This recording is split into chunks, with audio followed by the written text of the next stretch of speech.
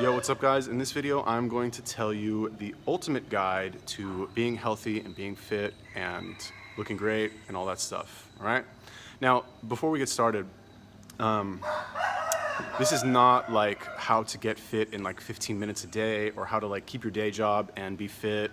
This is like how to rearrange your entire life so that fitness and being fit and looking good is like your number one goal, right? So like most fitness advice out there is like how to like change these one or two things that, you know, will fit into your busy like modern day Western life. This video is not that at all. This is like extreme advice for people who like probably don't have kids or probably single and probably like have the flexibility to change like all this stuff in their life. Cool? So before we get into that, just want to remind you guys that if you enjoy these kind of like weird off the wall, non-mainstream videos, make sure you click that subscribe button because I put them out. I try to do one every day. Obviously sometimes that doesn't work out. I try to do like 5 or 6 a week. Click that subscribe button and yeah, join the club. Okay, so how to basically like rearrange your entire life so that you're fit. Okay, first thing that I believe you need to do is you need to move to a city that has a beach, okay? So if you take your average person in the Midwest, right, they're gonna be in worse shape than the average person in Los Angeles, right? Or the average person in Miami. Why do you think that is? Well, I've got this theory that I could be totally wrong about, but it's, you know, I've traveled a lot and in my experience, I've noticed that in cities that have a very strong beach culture, people tend to be more fit. And you know, my like theory that I've done absolutely no research on is that because they have a strong beach culture there, people are more frequently stripping down and being seen by others, you know, half naked. So there's more of that, they have more leverage over themselves to be in good shape because nobody likes to be the fat guy at the beach or the fat girl at the pool or, you know, whatever. So number one, in order to get that leverage over yourself, definitely like move to a city that has a beach. Okay, I currently live in Phuket, Thailand. Marvelous beaches here. Like this is like a city built on the beach. If there was no beach here, this place would not exist, right? And it works. You know, even though I only go to the beach maybe 5-6 days a week, only, it definitely helps because like in the back of my mind, I know that if I go and I'm not fit or I'm not the most fit guy there, I'll just feel bad. Right, now regardless of whether or not that's like a healthy belief, it is what it is, right? Okay, that's number one. Number two is, shit, what's number two? I guess that's it. Oh, no, just kidding. Number two, buy a bicycle, all right? And I guess move to a city that allows you to get around with a bicycle. Okay, I'm not talking a motorbike. I'm not talking a, you know, a bicycle, an actual like non-motorized, not a scooter, not rollerblades, like a bicycle. When I was living in Tel Aviv, the most like fit I've ever been has been when I was like working on the beach and riding a bicycle, right? I would like basically ride my bike for like an hour a day, maybe like 6-7 kilometers. And it has the benefit, it's essentially like doing an extra hour of cardio per day without really like intending to do the cardio. It's like instead of like walking to the store, you do cardio on the way to the store and you just drop the fat like it's nothing. So it's a very good complement to like, you know, weight training or whatever your, you know, fitness of choice is.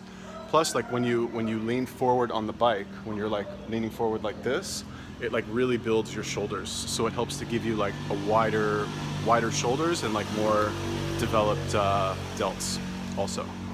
Okay, number three, if possible, get a physical job. Like I said before, when I was in amazing shape, I was working on the beach, right? I was a waiter on the beach at a restaurant on the beach.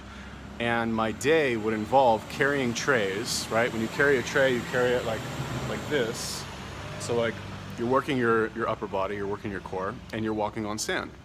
Now, for those of you who like somehow have never gotten to the beach ever, walking on sand is much more difficult than walking on like concrete, right? When you walk on sand, the sand gives when you take a step.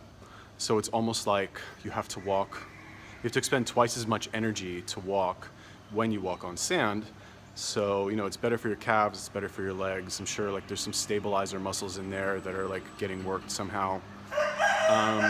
And you know, 8 hours on your feet, like in the hot sun, walking around, you're getting all that like vitamin D. You're walking a lot, you're sweating a lot.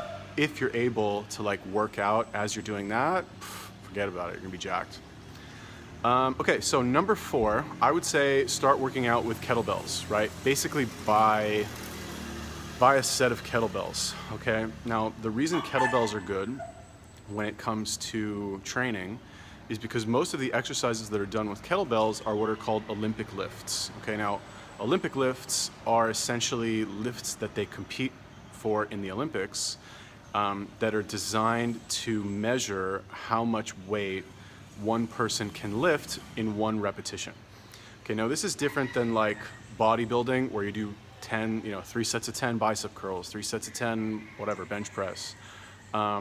Olympic lifts are things like a snatch or things like a clean or things like a clean and press, right? Where you're essentially lifting a weight from the ground and you're lifting it up here, right? How much weight can you lift from the ground to like full extension over your head? Now, the reason these are good to do with kettlebells is because they work your entire body, number 1. Number 2, kettlebells are generally light enough that you can actually turn the Olympic lifts into a form of cardio, right? So it's essentially like, let's compare it to other forms of cardio, right? Let's say jogging. Okay, jogging is good, but it doesn't really, jogging is kind of like very low intensity effort for your entire body. You're just kind of like slowly like moving your entire body in this like minimal amount of effort exertion way.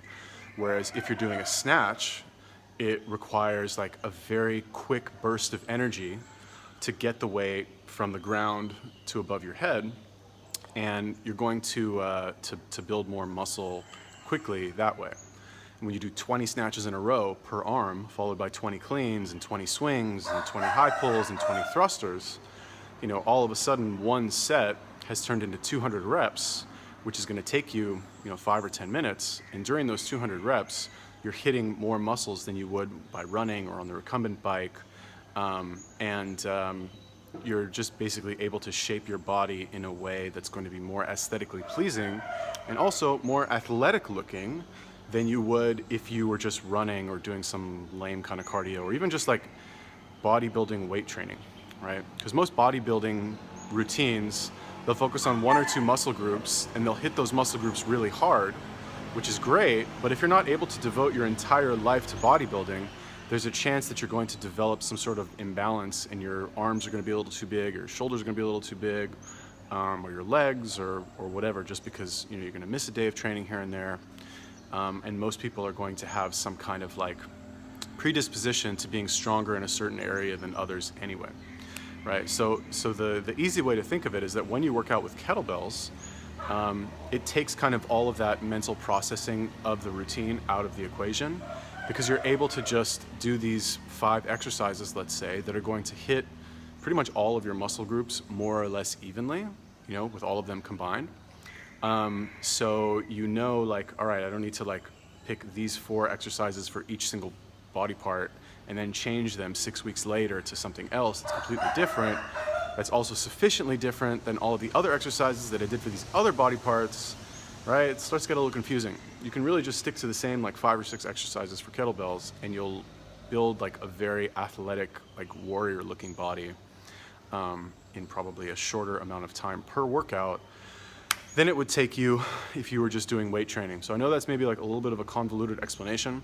The short version is going to be buy some kettlebells or go to a gym that has kettlebells and look up how to do some exercises that involve them, like clean, jerk, snatch, swing is good, thruster, and maybe Turkish get-up is also good. I'll make some videos about those as well.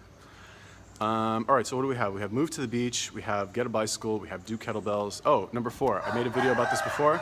Eat oatmeal, okay? Eat oatmeal, eat oatmeal, eat oatmeal, all right?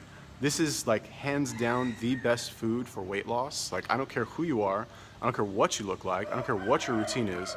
If you wake up every day, you can even eat it for breakfast, right? I know this is like anti-snake diet, anti-OMAD, anti-this and that, but like wake up every morning, eat oatmeal for breakfast. I guarantee you, you do that every day for 2 weeks, you will look better and be thinner than you are today in 2 weeks from now.